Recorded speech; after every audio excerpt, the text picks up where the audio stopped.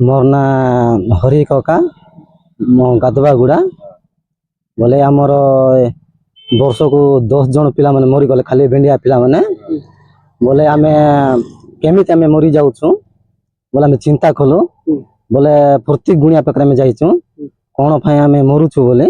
बुढ़ा आमे तो सिरियस है किछि मरनु खाली एमिति जाऊ जाऊ फोड़ी फोड़ी भी पड़ी जाई कि भी मरी जाउछु बोले बाइक रे टिके तो चले भी हाथ गोड़ भांगु ना हमरो खाली पूरा जेमती फड़बो सेमती मरी जाउछु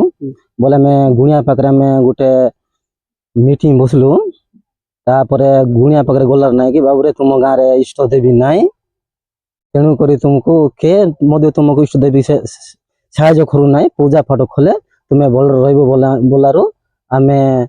पूजा पाठ करबा को आमे तिरका से करू सर को गाँ तो आम नियम आमे छाड़बू नाइ वर्ष को 10 जन मरीगला किंतु आमे बाबुलु जे समस्ती सबुदिने एमती न मरवा कथा आमे तो पूजा पाठ करिसंती एते दिन पुरुष धरी करी पूजा पाठ करबा लोक एबे की बाबद रे हेउची बोले आमे गुरु गुणिया बोली सेते बेले टू गुरु कहला जे ए प्रकार रे एमती चालुची तुम गाँ भी ए पोस्टर बोले आम